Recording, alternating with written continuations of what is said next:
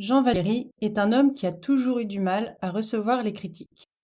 C'est un gars sympa, toujours prêt à aider les autres, mais dès qu'il reçoit une remarque, même bien intentionnée, c'est comme si le ciel lui tombait sur la tête. Il se sent attaqué, blessé et passe des heures à ruminer. Un jour, son partenaire lui fait une remarque sur un projet. Jean Valéry, je pense que tu pourrais améliorer ta publication en ajoutant plus de détails. Ce simple commentaire l'a complètement déstabilisé. Il a commencé à douter de ses compétences, à se demander si ce partenaire le respectait vraiment. Mais alors pourquoi une critique, même constructive, peut être si difficile à digérer pour certains, comme Jean Valéry? Dans cet épisode, on va se poser plusieurs questions pour comprendre et mieux gérer les critiques. Comment les différentes générations perçoivent-elles et donnent-elles des critiques? Quelle est la différence entre une critique constructive et destructrice? Et pourquoi il est important de les distinguer? On va se demander également comment reconnaître l'intention derrière une critique, qu'elle soit bienveillante ou malveillante. Quelles sont les techniques pour gérer ses émotions face à une critique et justement éviter de réagir impulsivement? Comment prendre du recul et analyser une critique pour en tirer le meilleur? Et enfin, comment adopter une mentalité qui voit la critique comme un outil de progrès, d'avancement? Alors que tu sois comme Jean Valéry ou que tu cherches simplement à améliorer la manière dont tu reçois et donnes des critiques, cet épisode est pour toi. Coucou, c'est Erika. Dans ce podcast, je t'invite dans un espace où on parle de liberté, mais pas n'importe laquelle. Je te parlerai pas de liberté financière ou géographique, mais de celle qui te permet de te libérer de tes peurs, du regard des autres et surtout de ton propre regard sur toi-même. C'est une odyssée intérieure vers la connaissance de soi et une meilleure gestion des émotions. Après avoir vécu un bouleversement majeur, j'ai réalisé combien nos émotions, nos petits et grands traumas, façonnent notre estime de soi. Alors je me suis tournée vers le coaching et la thérapie brève pour apporter l'aide nécessaire, efficace et complète qu'on ne trouve pas toujours dans ces cas-là. Alors je te souhaite la bienvenue dans ce podcast et c'est parti pour l'épisode.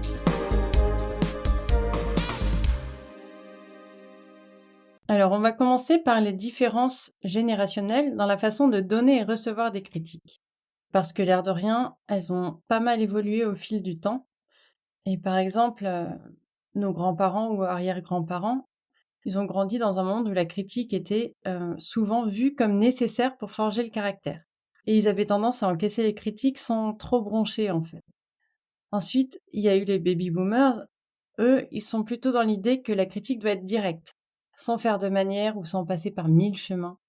Et, heu et ils n'hésitent pas à dire les choses en face, parfois un peu brutalement, mais quand ils reçoivent les critiques, c'est pareil, ils s'attendent à ce que ce soit, clair, net et précis. Ensuite, la génération X.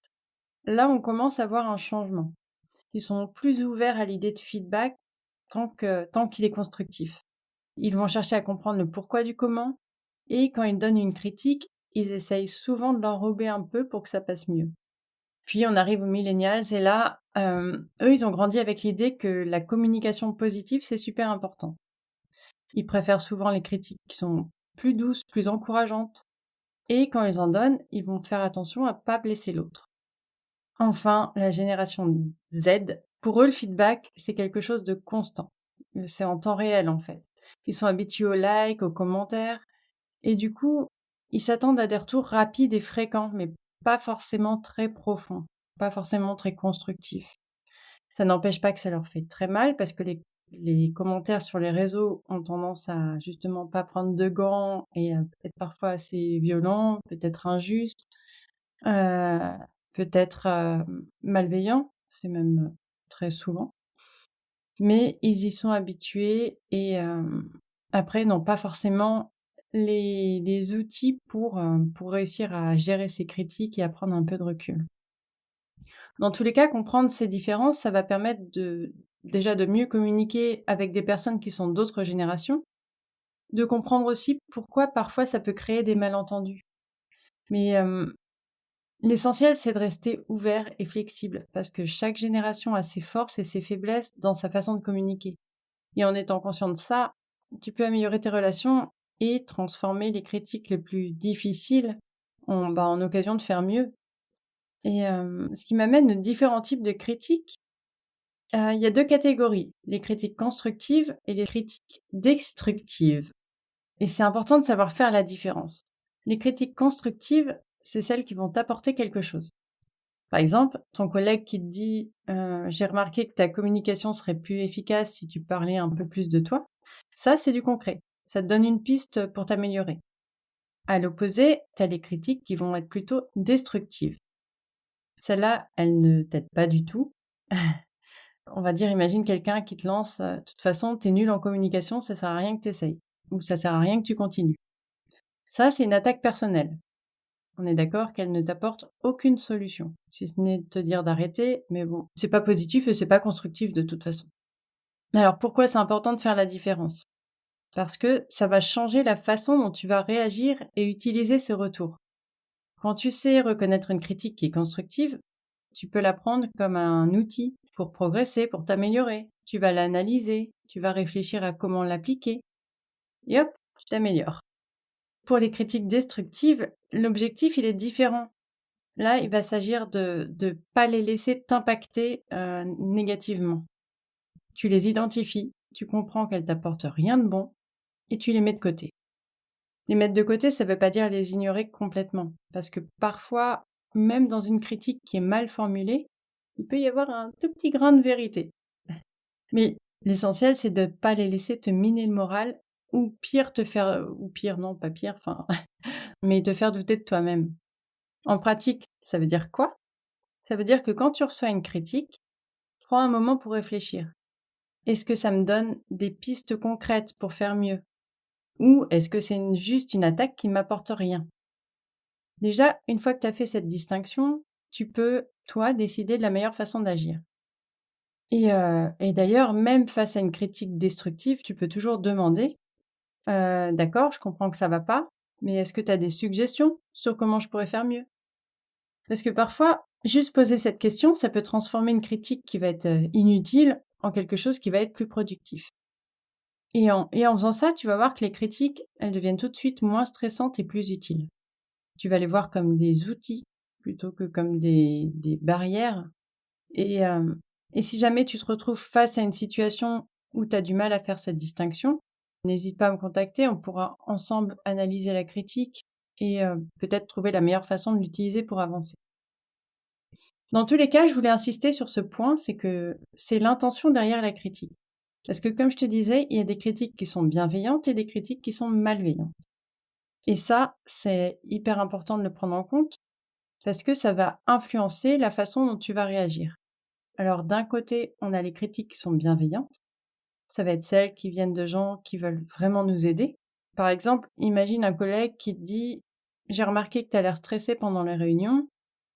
Si tu veux, je peux te montrer quelques techniques de respiration ou de posture qui vont t'aider à rester calme. Ici, on voit que l'intention, c'est clairement d'apporter un soutien, de partager quelque chose d'utile.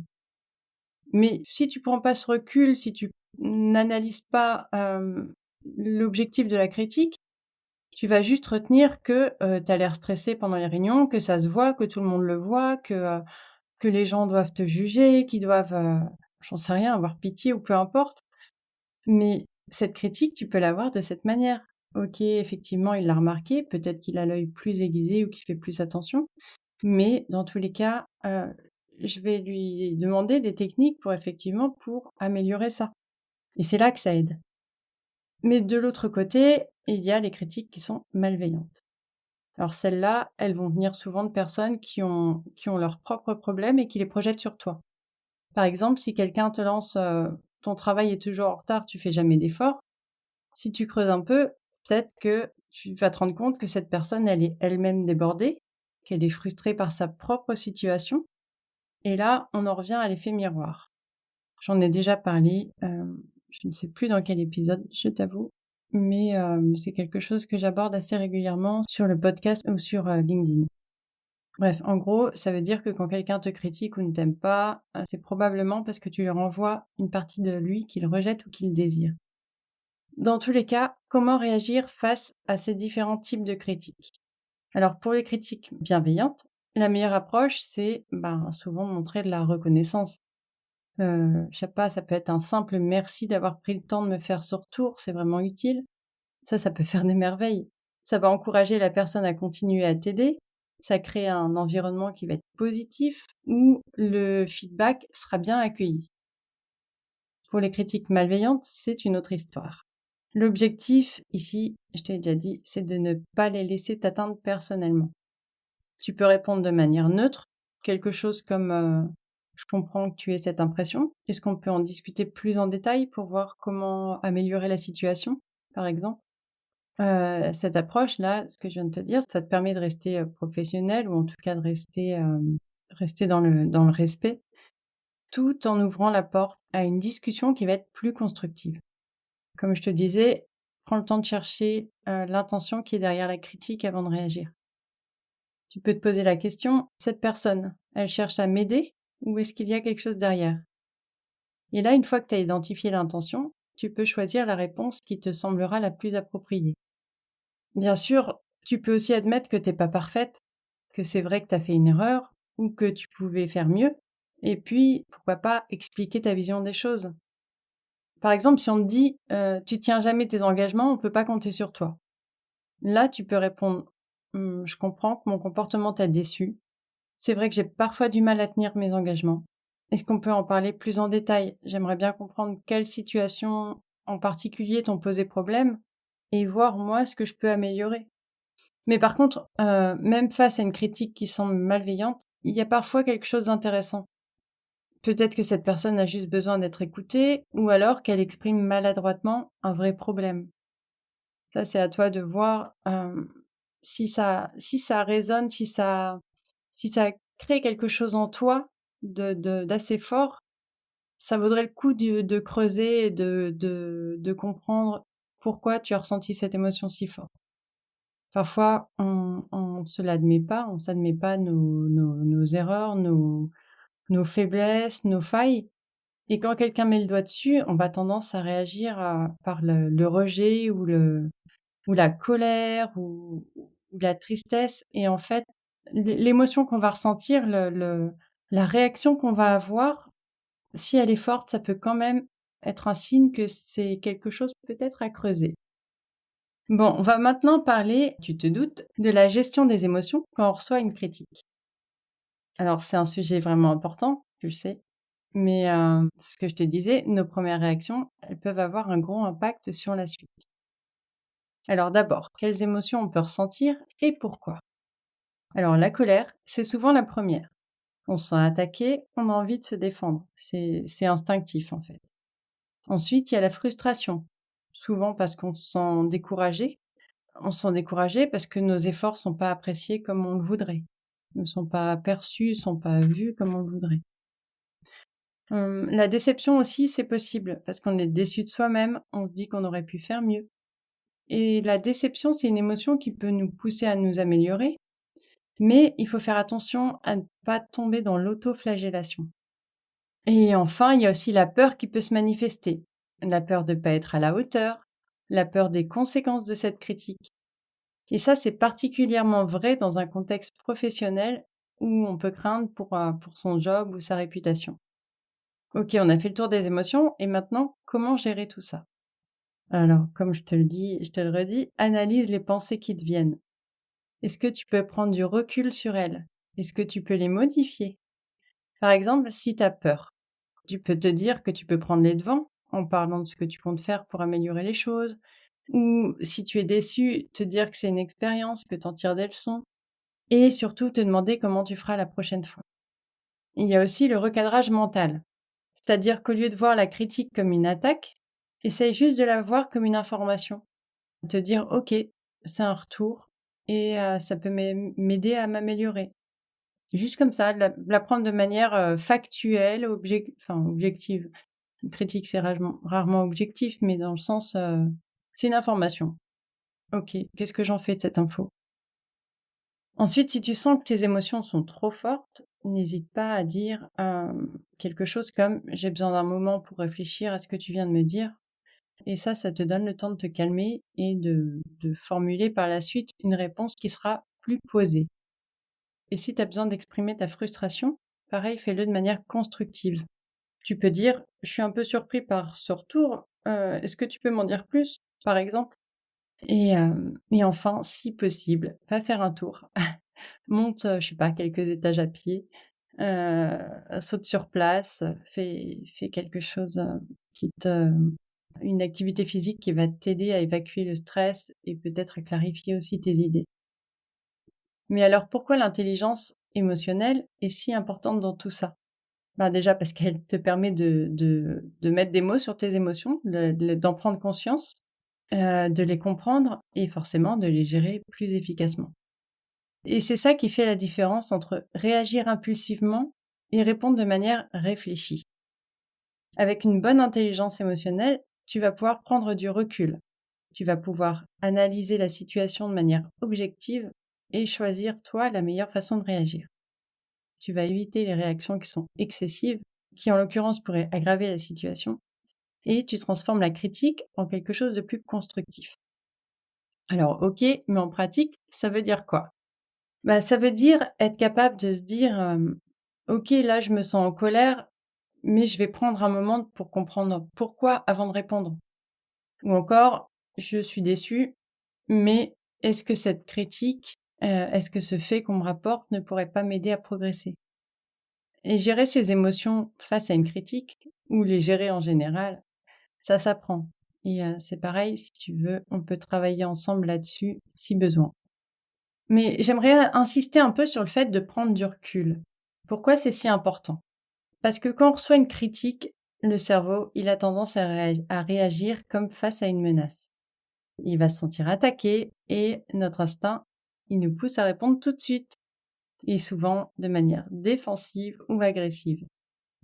Le problème, c'est que les réactions impulsives vont plutôt avoir tendance à aggraver la situation, à nous faire dire des choses qu'on va regretter par la suite.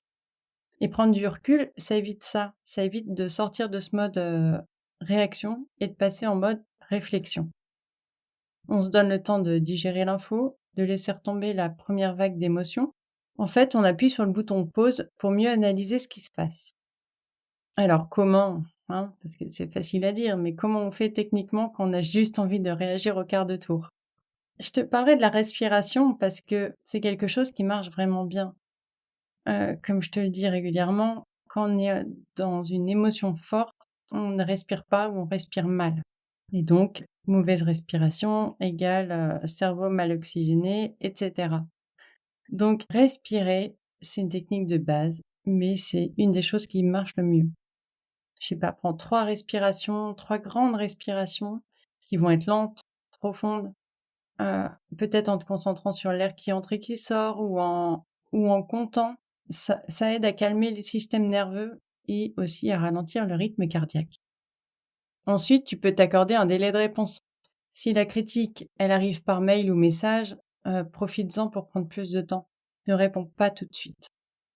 Je te dirais dans l'idéal d'attendre au moins, 12 heures ou 24 heures, mais si c'est pas possible, franchement, prends au minimum 1 heure. Ça va te permettre de laisser décanter, de formuler une réponse qui va être plus réfléchie.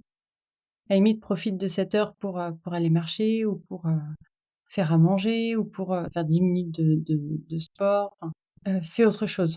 Concentre-toi sur autre chose. Et enfin, sinon tu peux, c'est pas une liste exhaustive, mais c'est des petites choses que j'ai notées. Bah, justement, noter tes premières réactions sur un papier. Tu à la main, ce que tu as envie d'écrire à l'autre, ce que tu as envie de lui répondre. Ça va t'aider à extérioriser tes émotions sans les diriger vers l'autre personne. Enfin, ça va être dirigé vers elle, mais en tout cas, elle va pas les recevoir.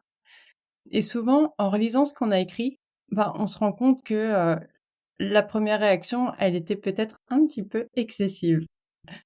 Mais l'objectif de ces techniques, c'est de créer un espace, justement, entre la critique reçue et ta réponse. Et dans cet espace, tu peux analyser ce qui a été dit, réfléchir à ce qui est utile dans cette critique et décider de la meilleure façon de réagir. Et tu verras que petit à petit, ça va devenir un réflexe. Tu vas passer moins de temps à ruminer sur les critiques et plus de temps à les utiliser de manière constructive. Et pour toi aussi personnellement, enfin dans ton boulot ou dans ta vie perso, ça peut vraiment être des axes d'amélioration qui, au final, peuvent être pour le mieux pour toi. Et ça me paraît indispensable aussi de pratiquer ce qu'on appelle l'écoute active. mais aussi la recherche de la vérité. Dans le sens où écouter sans interrompre, ça peut paraître simple, mais souvent c'est plus difficile qu'on le pense. Quand quelqu'un te critique, ton premier réflexe, c'est souvent de te défendre, de couper la parole pour expliquer ton point de vue, mais en faisant ça, tu risques de passer à côté de beaucoup d'informations utiles. Écouter jusqu'au bout, ça va montrer déjà à l'autre personne que tu prends au sérieux ce qu'elle dit, ça va créer un climat de respect et même si t'es pas d'accord, même si tu boues à l'intérieur, laisse la personne finir. Tu auras ton tour à toi pour répondre. En pratique, ça veut dire quoi? Ça veut dire se taire et vraiment écouter. Concentre-toi sur les mots de l'autre, pas sur ce que tu vas répondre. Si tu sens que tu vas interrompre, prends une grande respiration à la place. Ça va t'aider à rester calme, à continuer d'écouter. Parce que je sais pas si tu te rends compte, mais quand tu écoutes quelqu'un et que tu as juste envie de répondre avant qu'elle ait fini, tu remarqueras que souvent, tu ne respires plus, tu bloques ta respiration. Alors prends conscience de ça et mais même d'une manière générale, hein, pas forcément qu'on te critique, mais quand tu parles à quelqu'un et que tu as envie de répondre, essaye de faire attention à ça, tu verras qu'il y a de fortes chances que ça soit le cas. Donc quand tu te rends compte que ta respiration se bloque parce que tu as envie de répondre, concentre-toi sur le fait de reprendre ta respiration. Ensuite, l'idée, c'est de chercher ce qui peut être utile dans la critique, comme je te le disais, même si elle est mal formulée ou qu'elle te semble injuste au premier abord. Parce que souvent, derrière une critique qui est maladroite, se cache un point valable. Et ce qu'il faut, c'est le trouver. Et pour ça, tu peux te demander qu'est-ce que cette personne essaie vraiment de me dire?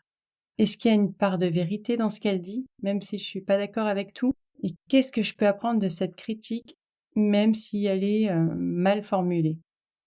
Par exemple, si quelqu'un te dit que tu finis jamais tes projets à temps, au lieu de te braquer, essaye de voir s'il y a un fond de vérité.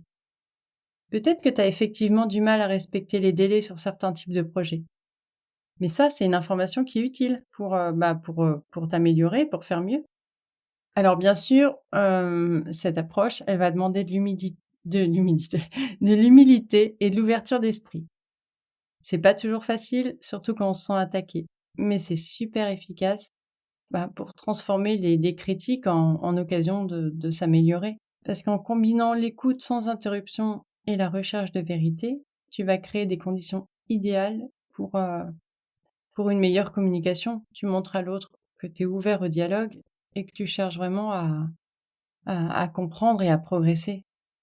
Et d'ailleurs, pour pouvoir mieux progresser, il y a une étape qui est super importante qui est l'analyse de la critique. Donc déjà, tu évalues la validité de la critique. Est-ce que c'est factuel? Est-ce que c'est subjectif? Par exemple, un feedback du type, «Tu es arrivé 15 minutes en retard à la réunion», c'est factuel. Un feedback qui te dit: «Tu es jamais à l'heure», ça va être plus subjectif. Les 2 sont utiles, mais on les traite différemment. Ensuite, tu peux te demander: est-ce que c'est récurrent ou est-ce que c'est isolé? Si c'est la première fois qu'on te fait ce retour, c'est peut-être un cas isolé. Mais si tu l'entends souvent, ça mérite plus d'attention. Enfin, tu peux te demander: est-ce que c'est pertinent pour mes objectifs? Réfléchis si cette critique t'aide à atteindre des objectifs perso ou pro, et si oui, elle va avoir forcément plus de valeur. Et par rapport à cette valeur, la source de la critique joue aussi. D'abord, regarde la relation que tu as avec la personne qui te fait ce retour. Si c'est quelqu'un de proche, sa critique aura probablement plus de poids pour toi. Parce qu'elle te connaît bien, elle agit probablement dans ton intérêt, en tout cas de son point de vue à elle. Ensuite, regarde le contexte. Dans quelle situation cette critique a-t-elle été formulée? Par exemple, un retour qui va être donné dans le feu de l'action pendant un moment stressant, ça aura peut-être pas la même valeur qu'un feedback qui est réfléchi et qui est donné, par exemple, pendant un entretien d'évaluation. Et dernier point, demande-toi si la personne a tous les éléments pour porter ce jugement. Est-ce qu'il y a des facteurs externes qui pourraient influencer son point de vue? Parce que l'objectif, c'est pas de rejeter les critiques qui te plaisent pas, même si c'est tentant, mais de les comprendre pour en tirer le maximum. Parce que je vois quelquefois, dans d'autres domaines que mon métier, on me demande, mon retour sur quelque chose. j'ai récemment eu le cas, j'ai donné mon feedback et la personne a trouvé des «excuses» entre guillemets, hein, mais à chaque point et du coup n'a pas changé les choses. Donc quand tu demandes un feedback, si tu le demandes, pose-toi la question: «Est-ce que je vais en tenir compte ou pas?» Parce que si la personne prend le temps de te faire un retour, mais qu'en fait, elle te dit juste ce que tu as pas envie d'entendre et que toi, tu avais juste envie d'entendre: «Ah oui, c'est super bien», heu, ne le demande pas. Tu prends le temps de la personne et tu pas prêt à changer les choses. Donc ouais, vaut mieux éviter dans ces cas-là ou alors, si tu demandes un feedback, ben, tiens compte de ce que la personne dit et modifie les choses. Et c'est ça que je veux dire, c'est que comment transformer une critique en quelque chose de positif? Parce que pour ça, faut adopter ce qu'on appelle une mentalité de croissance. En gros, c'est voir chaque critique comme un bon plan pour s'améliorer. Au lieu de te dire: «Ah merde, encore une critique», essaye de penser: «Cool, un nouveau truc à apprendre». Genre si on te dit que ta communication est pas top, au lieu de te vexer, tu te dis: «Bah oui, bah, je sais sur quoi bosser maintenant, mais fais-le». Ensuite, la gratitude. Alors ouais, je sais que ça fait bizarre de dire merci à quelqu'un qui te critique. Mais franchement, ça marche parce que quand on te fait une critique qui est constructive, si tu lâches un «merci pour l'info, ça va m'aider à m'améliorer», ça fait 2 trucs. Ça montre que tu es ouvert aux critiques et ça pousse les gens à te donner des retours utiles. Au boulot, ça peut vouloir dire, demander des retours à tes collaborateurs de temps en temps, réagir de manière plus cool quand on te donne un feedback, même si c'est pas facile à entendre et pousser les autres à être honnêtes avec toi. En famille, ça peut permettre d'avoir des discussions franches où chacun peut dire ce qu'il pense sans se faire allumer. Montrer l'exemple en prenant les critiques des autres, sans partir au quart de tour et enfin, créer des moments pour parler de ce qui va bien et aussi de ce qui pourrait être amélioré. En fait, l'idée dans tout ça, c'est de rendre le feedback normal, de pas le rendre, flippant ou stressant. Plus tu le fais, plus ça va devenir naturel pour tout le monde. Et tu peux commencer petit, genre, à la fin d'un travail avec un client, tu peux demander ce que tu aurais pu faire mieux. Ça, c'est quelque chose que je fais à chaque fin de coaching avec mes clients. Mais c'est aussi valable en famille. Après une sortie, tu vois, par exemple, qu'est-ce qu'on pourrait améliorer la prochaine fois pour que ça soit encore mieux? Ça peut être, ne pas oublier les gourdes, ça peut être, marcher plus lentement pour le petit dernier qui traîne ou enfin, peu importe. Mais dans tous les cas, le but, c'est de faire encore mieux. Dans tous les cas, les critiques, elles vont aider à développer des compétences ou des liens ou la communication. Par exemple, si les gens te disent souvent que t'es pas clair quand tu parles, bah voilà, tu as trouvé un truc à bosser. On va parler maintenant de donner des feedbacks. Ça, c'est pas facile. De donner de manière constructive, on n'a pas tous cette compétence, moi la dernière. Mais c'est hyper important parce que la façon dont tu vas les formuler, ça va fortement influencer la manière dont elles seront reçues et utilisées. On a vu que certaines générations préfèrent une approche plus directe et d'autres une approche plus douce. Donc si tu veux que ton feedback soit vraiment bénéfique, tu dois t'adapter. Alors comment s'y prendre? Je vais te donner quelques conseils. Ça peut être commencer par te mettre à la place de celui qui reçoit la critique. Ça paraît évident, mais c'est pas toujours facile. Imagine que vous avez travaillé tous les 2 dur sur un projet, vous pensez avoir fait du bon travail et le responsable ou le client vous fait une remarque qui est négative. Comment tu vas te sentir? Ça va être probablement un mélange de frustration, de déception, peut-être même de colère et c'est tout à fait normal, c'est une réaction qui est humaine et compréhensible. Mais là, c'est important d'adopter une approche, justement qui a cette empathie et cette bienveillance quand on souhaite, faire son retour à quelqu'un. Et pour ça, la méthode DESC est très utile pour y arriver. Méthode DESC, c'est DESC. Donc D comme description. Tu vas rappeler les faits de manière objective, sans porter de jugement. En fait, tu vas juste décrire ce que tu as observé. Ensuite, le E comme émotion. T'expliques ce que cette situation t'a fait ressentir en utilisant le je, J-E. Le S comme solution, tu vas proposer des pistes d'amélioration. Et le C comme conclusion, si possible, terminer sur une note positive ou en tout cas encourageantes.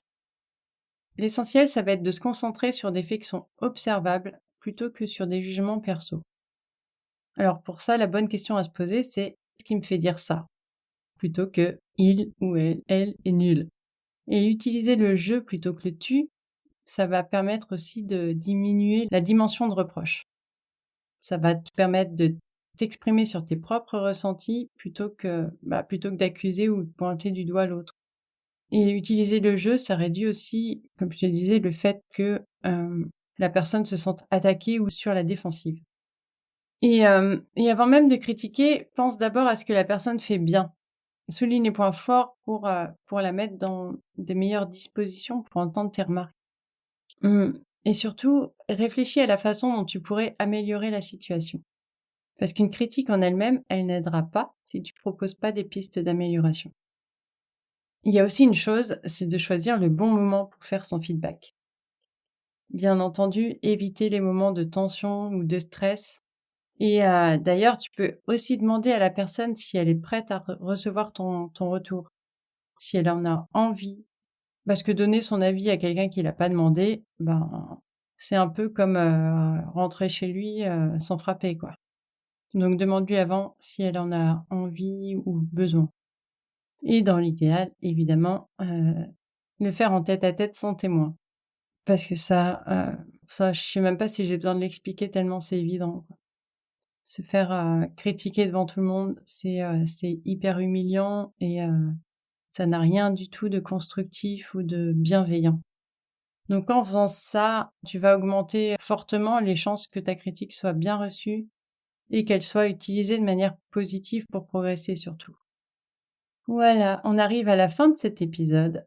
On a parlé de pas mal de points essentiels pour mieux comprendre et accepter la critique, qu'elle soit reçue ou émise.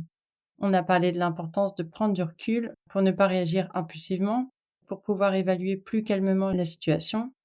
On a parlé de distinguer les critiques constructives et destructives, en mettant l'attention sur l'intention derrière les mots et l'importance de l'empathie. On a aussi vu des techniques pour mieux accepter la critique, comme le fait de se concentrer sur le message et non sur le messager, et d'éviter de prendre les remarques de manière personnelle. Pour émettre une critique, on a parlé de l'importance de le faire de manière bienveillante, en utilisant le jeu pour exprimer son avis, ses sentiments, et en proposant des solutions pour des améliorations plus concrètes. J'espère que ce sujet t'a apporté des bonnes clés qui pourront te servir, aussi bien pour recevoir que donner de la critique. Et je fais un petit mot aussi aujourd'hui pour te prévenir que je lance des ateliers pendant le mois d'août à petit prix pour qu'ils soient accessibles à tout le monde. Chaque atelier aura un thème. Alors, je sais pas encore trop comment ça va se passer par rapport à ça. Je verrai en fonction des retours. Pour l'instant, j'ai lancé des ateliers le 1er et le 3 août sur comment comprendre et calmer ses pensées anxieuses. Ça va être des ateliers en groupe où on va faire des jeux de rôle, des exercices, des quiz. On va essayer de discuter ensemble pour comprendre son anxiété, pour avoir des clés pour mieux les gérer et ça te permettra de repartir avec déjà sûrement un petit coup de boost parce que d'être en plusieurs à partager les mêmes difficultés, ça peut faire du bien et puis que chacun parle un peu de la manière dont lui il gère ou de ses difficultés. L'idée, c'est de faire des partages d'expériences dans un cadre qui va être bienveillant, de mieux comprendre les schémas qui nous font tourner en boucle sur l'anxiété, de prendre du recul et de, comme je te le disais, repartir avec des outils à mettre en place tout de suite et un plan d'action qui va être personnalisé juste pour toi. Si ça t'intéresse, je mets le lien dans la description. Tu peux t'inscrire jusqu'à la veille et ça permettra en même temps de nous connaître un peu mieux. Alors c'est des ateliers à tout petit prix pour le mois d'août parce que je pense qu'il y a beaucoup de monde en vacances. Ils sont à 14,90 € l'atelier d'1 h 30. Donc si tu as envie de tester un peu mes accompagnements, de voir comment je fonctionne et puis aussi de toi repartir avec un peu moins d'anxiété et plus de sérénité, en tout cas plus de compréhension, inscris-toi rapidement. Voilà, je te souhaite une belle semaine, une belle journée et je t'embrasse. À la semaine prochaine.